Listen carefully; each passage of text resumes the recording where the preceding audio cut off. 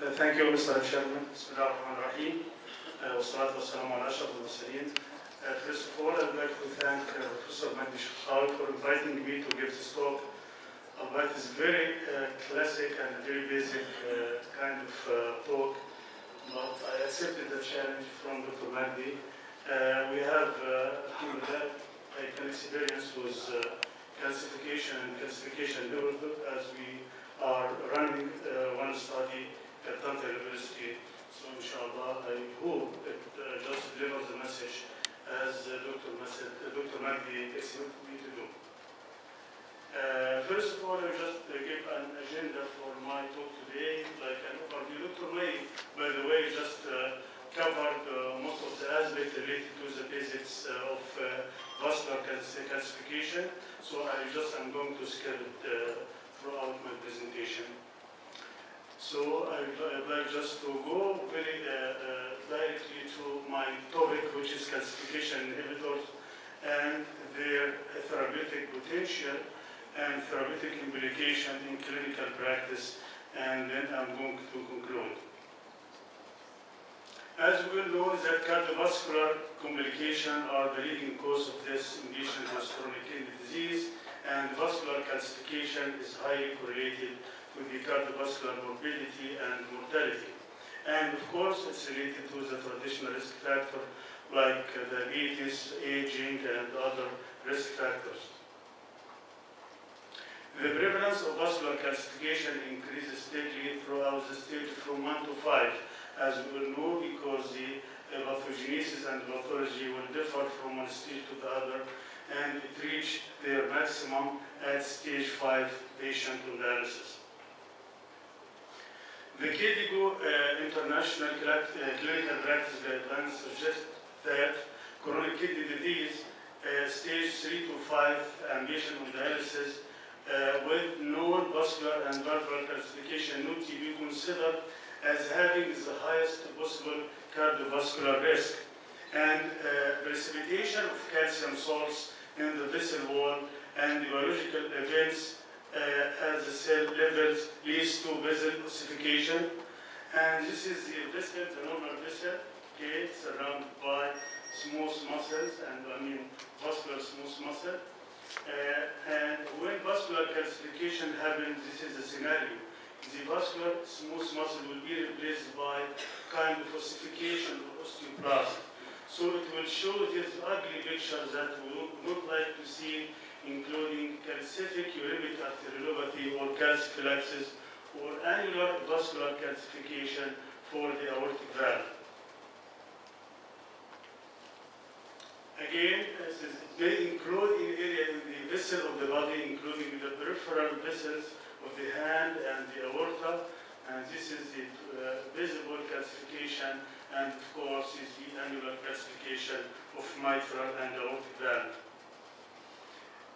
There are two types of vascular calcification, as we all know. It's either including the media, including the intima, which is classically defined or associated with atherosclerosis, while the other one, which typically include the media of the vessel and what we call it media arterial calcification, which is a classic form of calcific uremic arteriolopathy.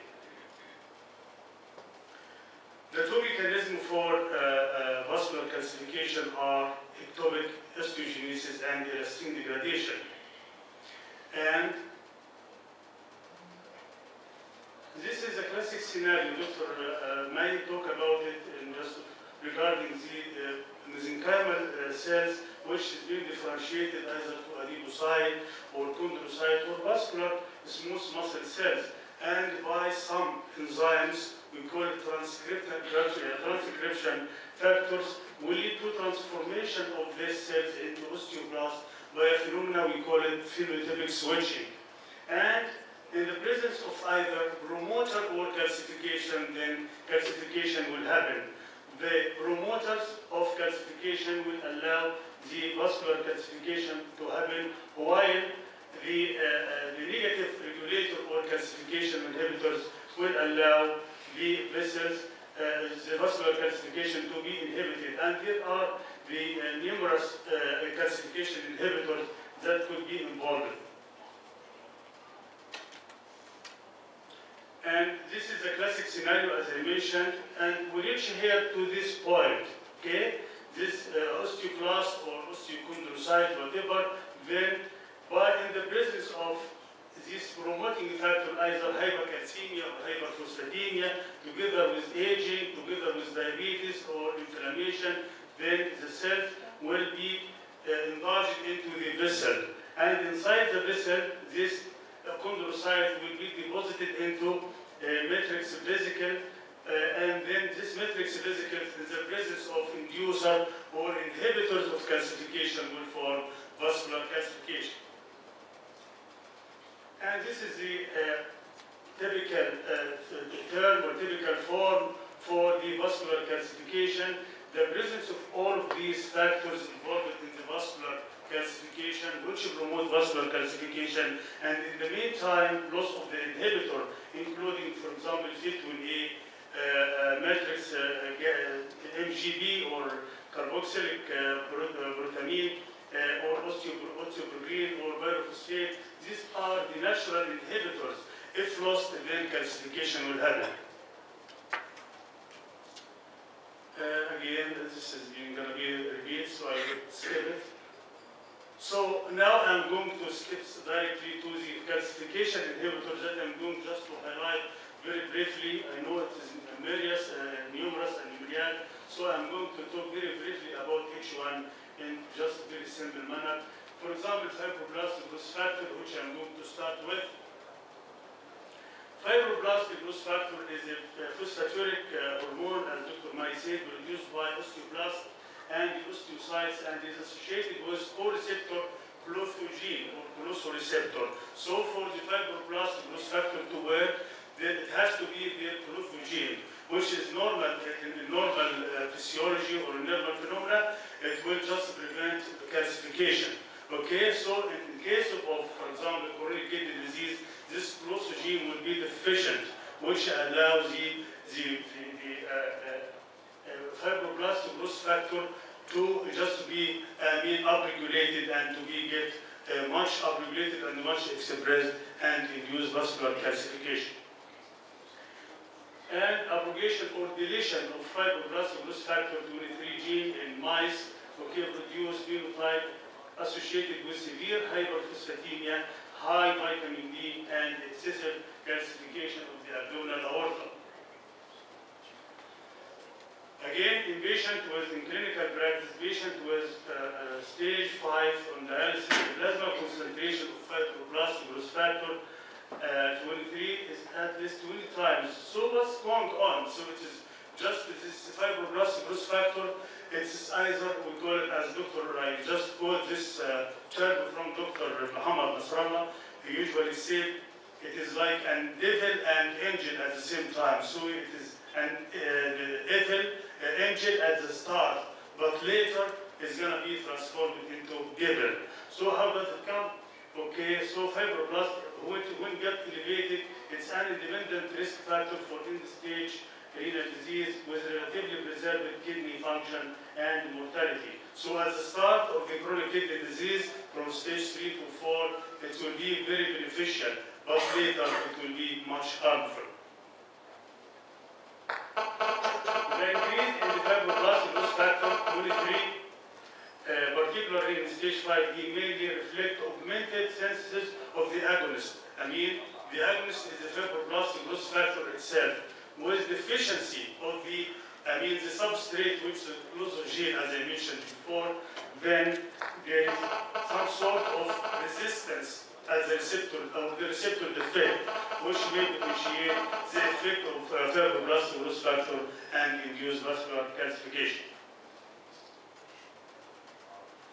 The second one, which is the osteopontin, one of the calcification inhibitors, and it's been shown that in experimental models with gene-locked model, osteopontin deficiency leads to much greater propensity to mineralize subcutaneously implanted whatever this material into the subcutaneous tissue in deficient mice of such calcification inhibitors.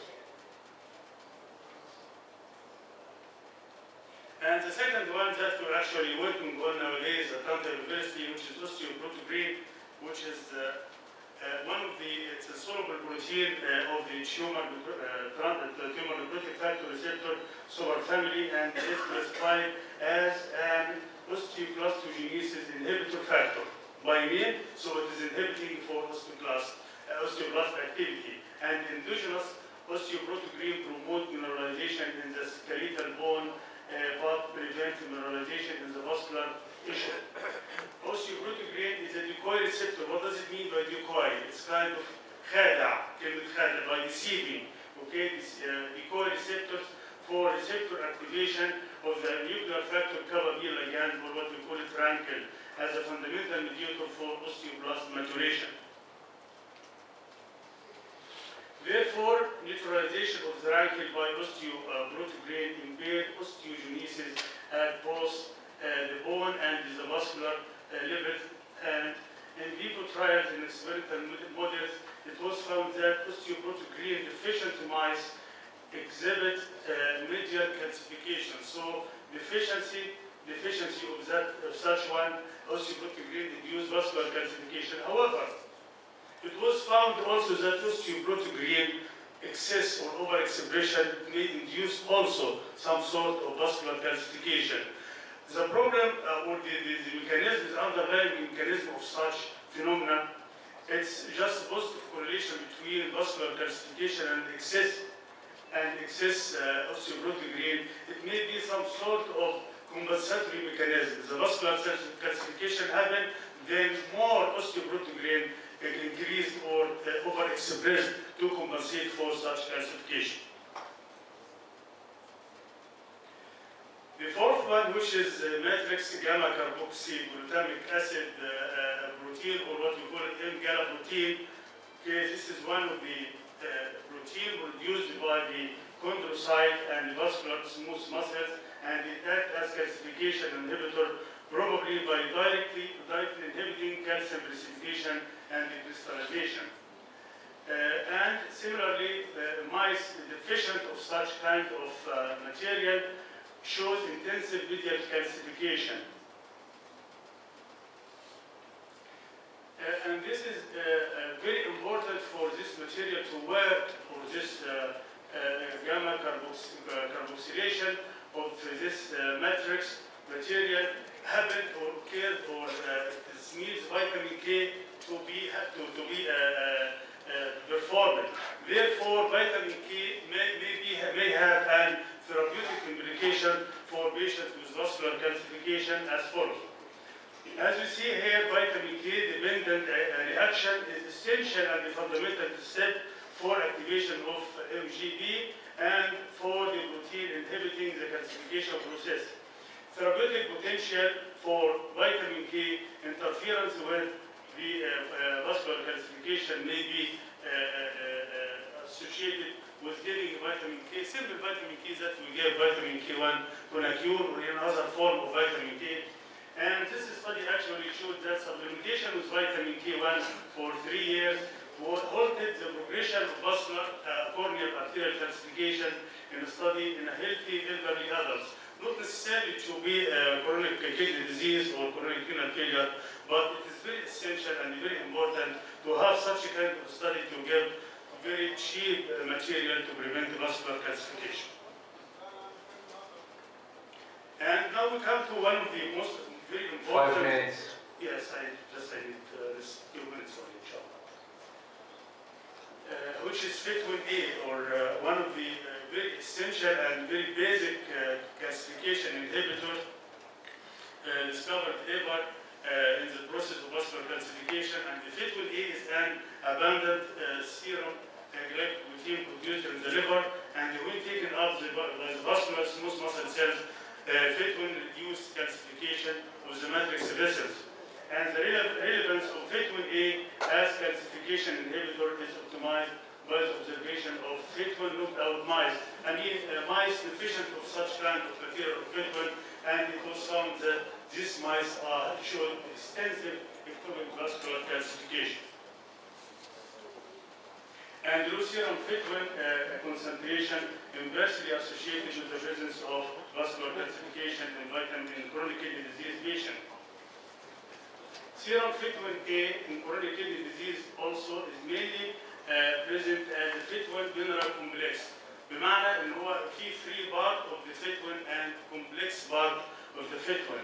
And this free mineral complex is hazardous type, and the other one, which is a free part, which is a very beneficial type. And if the fitwin mineral complex increase progressively as the GFR decrease and the level of fitwin mineral complex, but not this free fitwin A, and which usually associated with coronary artery calcification score if it is associated with fitwin mineral complex. And this study was carried out among 81 patients, and they studied the effect of biological markers in the form of fitwin and green as a marker for vascular calcification, and they found the phenomena that I mentioned before for vascular calcification, the excess green, that the level of circulating green was linked to medial calcification, I mean as kind of compensatory mechanism for vascular calcification. Similarly, fitwin was found, the fitwin mineral complex was found to be associated with vascular calcification. Now, one of the also famous calcification inhibitors, which is magnesium. As we all know, magnesium is the physiological antagonist for calcium. And several in vitro studies have clearly shown that magnesium can have inhibitory effect on hydroxyapatite, and accordingly it will prevent vascular calcification. Similarly, elevated magnesium concentration, inserted in the blood or in the dialysate, may have an inhibitory effect for vascular calcification. And the patient with slightly elevated magnesium levels may have survival benefit, whereas low magnesium levels may be associated with mortality and vascular calcification among hemodialysis patients. And this is our experience for evaluation of peripheral vascular calcification and serum magnesium level among Egyptian hemodialysis patients at Atlanta University. We found that low serum magnesium was associated with vascular calcification, and high normal or normal serum magnesium has a protective effect against the vascular calcification. And the last one is pyrophosphate, which is a major inhibitor for hydroxyapatite like magnesium, and prevent accordingly to the vascular calcification. Plasma pyrophosphate levels may be abnormally low in hemodialysis patients, and this O'Neill et al. Studied different types of chronic kidney disease, stage 4 and hemodialysis and peritoneal dialysis patient, and they showed that plasma BBI or pyrophosphate is negatively correlated with vascular calcification. And this is a precursor for pyrophosphate. It was shown that the patient who has this kind of material pyrophosphate showed no vascular calcification, while the other experimental model, which doesn't have this material, I mean devoid of the pyrophosphate, show medial calcification. Now, the therapeutic potential for the overmentioned calcification inhibitor, does it have an impact? I mean, the question whether vascular calcification represents a valid treatment target in chronic kidney disease patients or not. Of course, the answer is yes, and I think this is very interesting area of research for those who are interested with vascular calcification to tackle this part of vascular calcification by one of the previous modalities that I mentioned already. And this review article actually studies many clinical and experimental studies in terms of tackling the vascular calcification in terms of anti-atherogenesis. Kamal, 1 minute. 1 minute more. Okay, anti-atherogenesis and evidence of enhanced bone density. Glitazone before withdrawal from the market were used for that issue, and also biphosphonate drugs for management of osteoporosis also being used for a long time to prevent vascular calcification, and numerous experimental studies have been included also.